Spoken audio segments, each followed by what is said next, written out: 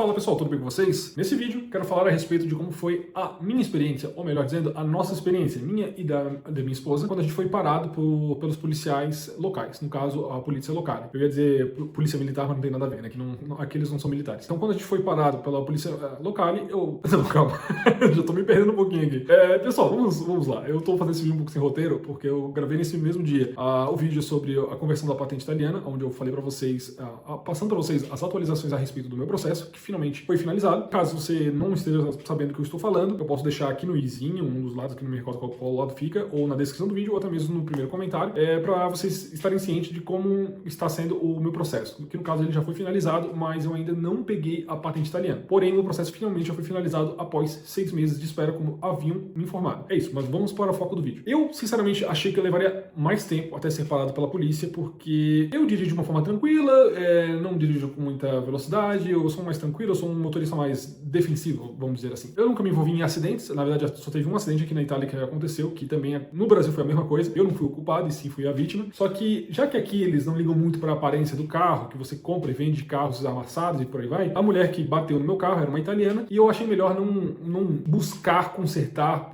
por esse meio, porque por eu não estar com a patente italiana naquele momento, estar apenas com a ricevuta da patente italiana, do processo, como eu falei para vocês, eu estou falando aqui de um jeito como se vocês estivessem sabendo de como funciona. Quando você inicia o processo de conversão da patente da CNH para a patente italiana, o que acontece? Você faz os exames de saúde, você entrega a documentação necessária, fotos, e depois que você entregou toda essa documentação, você também entrega na primeira vez a sua CNH brasileira e fica temporariamente com a pessoa. Com isso, você recebe a ricevuta, que nada mais é do que um documento comprovando que você está podendo dirigir, porque você tem uma habilitação, porém a sua habilitação não está com você porque você iniciou o processo de conversão. Essa ricevuta, ela não é 100% aceita em todos os locais. Você pode ir para uma cidade da Itália e ser parado por um policial e o policial dizer, beleza, tá tranquilo. Ou você pode ir para uma outra cidade e o policial nem sequer saber do que se trata aquele documento e aplicar uma multa. Com isso, eu achei melhor, dessa vez que eu fui a vítima do acidente, de não buscar fazer nada, deixei o carro do jeito que estava, porque foi um amassadinho tranquilo e o carro também já foi para frente, outra pessoa já comprou e como eu falei para vocês, compram sem ligar para a aparência do carro. Não é que nem a gente no Brasil que comprar um carro é uma conquista gigantesca, como se fosse comprar uma casa. Nesse um ano que a gente ficou com esse Opel Meriva, eu falo um ano por quê? Porque a gente comprou o carro e durante um ano eu fiquei sem um libreto, que seria o documento mais importante que você tem que carregar no carro. E por que eu fiquei sem? Eu comprei o carro e por ter comprado o carro e ter sido a minha primeira experiência, e eu também comprei com 2 árabes numa loja muito precária, vamos dizer assim, a compra foi toda estranha do início até o fim. E só fui perceber o quão estranha foi depois de vender o carro. A gente comprou o carro ele tava com alguns defeitos, no caso amassados, arranhões e tudo mais, e eu percebi que não tinha como levar em consideração isso. Então, simplesmente paguei o valor na época, que foi 4.500 no total, né, o valor do carro, mais a transferência pro meu nome e blá, blá, blá, blá, blá. Porém, 2 coisas aconteceram e a gente só foi descobrir depois de muito tempo já estando com o carro. O primeiro deles era a respeito do libreto. O libreto, que é o documento mais importante do carro, a gente recebeu uma cópia dele e eu achei que aquele documento era o original. Eu não sabia que isso era uma cópia, porque eu não tive acesso a um libreto original. E também a chave reserva. A chave reserva a gente só foi descobrir que não existia com a gente quando eu fui vender o carro e eu tive que descontar o valor que eu vendi o carro, que foi por 1.100, eu tive que receber receber o valor do carro em 1.000 euros, porque os outros 100 euros o comprador teria que fazer uma nova chave reserva. E durante esse um ano que a gente ficou dirigindo sem o libreto e sem a chave reserva, o que aconteceu? A gente viajou para Veneza, Padova, Verona, a gente fez, cara, viagens longas, e felizmente a gente nunca foi parado. Para todo mundo que a gente comenta a respeito disso, de a gente ter ficado um ano sem dirigir sem o libreto, todo mundo fica, nossa, como que vocês fizeram isso? Vocês são malucos? Se vocês fossem parados, vocês teriam que pagar quase o valor de uma casa de multa. Eu, sinceramente, não sei falar pra vocês qual é o valor que, em teoria, a gente pagaria se caso a gente fosse parado por esse motivo. Mas, felizmente, nada aconteceu. Então, depois de um ano com o carro, a gente tinha que fazer a revisão. E nesse momento que eu descobri que eu não tinha o libreto original. Por quê? Porque pra você fazer a revisão, você tem que estar com o libreto em mãos, porque eles vão pegar o seu documento, vão fazer no sistema ali o início da manutenção da revisão, e depois disso, depois que a revisão for finalizada e seu carro tenha sido aprovado, eles vão botar no libreto que você fez a revisão em tal dia, tal mês, tal ano, e vão informar ali qual a próxima revisão. E eu fui descobrir que eu tava ferrado, porque já fazia mais de um ano que eu tava com o carro e não tinha o libreto. E eu comecei a pesquisar, cara, como que eu vou fazer? Porque se a loja não me deu o original e agora eu tenho que fazer um novo libreto, quanto que eu vou ter que pagar? E não tenho certeza, mas na época que eu pesquisei custava cerca de 500 euros. Posso estar errado, pessoal, mas eu só estou falando pra vocês porque vagamente que eu estou lembrando que era esse valor. Posso estar errado. Mas felizmente, é tantos felizmente que eu vou falar nesse vídeo, porque, olha, a gente passou por alguns perrengues. perrengues. Eu entrei em contato acho que com a minha seguradora, depois entrei em contato com a loja, e a loja não me respondia, então eu ficava entrando em contato com a minha seguradora. Com isso, depois de um certo tempo, eu felizmente consegui contatar a empresa que me vendeu, e eles já tinham mudado de endereço, eles já estavam no outro local mais precário também. Eu fui no local e eu consegui ter acesso ao meu libreto. Estava ali guardado. E a vontade que me deu era de perguntar para eles assim, por que vocês não me deram esse libreto quando eu peguei o carro? Será que eles falaram alguma coisa do libreto para eu ter que buscar, ou depois que eles me entregariam? Eu não sei. Eu não tenho menor ideia sobre isso. Menor ideia. Eu só fui descobrir isso naquele momento, depois de um ano estando com o carro. Tudo certo. Peguei o libreto, fiz a revisão, o meu carro não havia sido aprovado, ele havia sido reprovado porque ele estava com alguns problemas ali que eu deveria ter consertado antes de fazer a revisão, mas felizmente a oficina mecânica me ajudou e a gente conseguiu mandar para frente o carro. Eu não vou explicar como que foi, porque não seria muito legal da minha parte fazer isso. Depois disso, a gente trocou de carro, a gente comprou em outubro de 2023. Outubro de 2023, é isso. E com isso a gente ficou até outubro de 2025. Isso, pessoal, ficamos 2 anos com esse carro. E depois desses 2 anos com esse carro, depois de ter vários problemas, a gente ter descoberto que a gente tinha a gente tinha sofrido golpes de alguns mecânicos, pode dizer alguns mecânicos, mas na verdade eu tenho quase certeza que foi apenas um. E nisso também eu posso falar para vocês que na descrição do vídeo eu posso mostrar para vocês o vídeo explicando como que foi toda essa situação, ou até deixar no i aqui. Eu não sei qual que vai ficar no i, também não sei qual que vai ficar na descrição do vídeo, mas de qualquer forma estarão todos os vídeos que eu estou citando eles, estarão ali aqui em algum canto. E é isso. Depois de 2 anos com a Meriva, vendi a Meriva, pegamos um Fiat 500L, que é um carro mais espaçoso, porém com menos potência do que a Meriva. Começamos também a andar com esse carro. E felizmente não tinha nenhum problema como a gente tinha na Meriva em 2008, porque esse carro atual ele é 2015, ele é mais novo, só que não é 0 km. E continuamos sem a documentação, esperando todo o processo finalizar. E ontem, pessoal, no dia 21 de novembro de 2025, foi um dia bem cansativo para minha esposa e para mim. Ela cansada do trabalho, vários perrengues para ela resolver. Eu também cansado do meu trabalho, também tinha ido na academia. Eu tava cansado do trabalho, cansado do treino da academia, eu tava com fome, eu tava com sede. Tava muito cansado. E a gente pensou assim, cara, vamos fazer alguma coisa para espairecer um pouco a cabeça? Então vamos dar uma saída. E o que aconteceu? Aí a gente pensou, o que a gente vai comer? Tá, sushi é muito caro, pizza a gente tá comendo com frequência, então vamos comer o que agora? Vamos comer um hambúrguer. Só que, infelizmente, próximo da nossa casa, só tem uma hamburgueria que a gente já foi várias vezes. Na verdade, 2 ou 3 vezes, não foi várias vezes. E a gente não quis ir nesse local porque eles estavam com um karaokê e a gente só queria ir no local, comer, beber, conversar e tá tudo certo. A gente não queria nenhuma barulheira. E eu fiz uma outra pesquisa. Tá, onde que seria um outro local pra gente ir? Um outro local ficava a 30 minutos de distância. Eu disse, tá, fechou, bora. Como eu falei pra vocês, nós estamos ainda sem os documentos.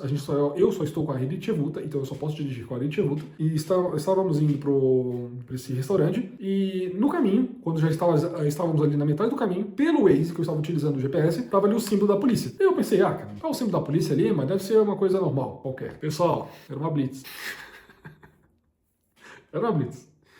E foi a primeira blitz que eu peguei aqui na Itália. Eu não vou dizer que foi a primeira blitz que eu passei, porque eu vou aparecer por algumas, mas foi a primeira que a gente foi parar. Eu tava de um jeito, tava com fome, tava cansado, e eu tava de um jeito que eu disse assim, mano, dane-se, se for pra acontecer algum problema, cara, que aconteça, eu já não vou nem mais me estressar, porque eu já cansei de me estressar. E simplesmente a gente indo, só a gente na rua, e os policiais na rua também com as viaturas, cercando dos 2 lados. O policial simplesmente com a sinalização ali, simplesmente faz assim, né, não tem como fazer muito, que senão ficaria fora do vídeo aqui, né. E botei o carro pro acostamento. Nesse momento, a minha esposa já ficou um pouco nervosa e eu tava, cara, dane-se. Eu cheguei e falei, buonasera.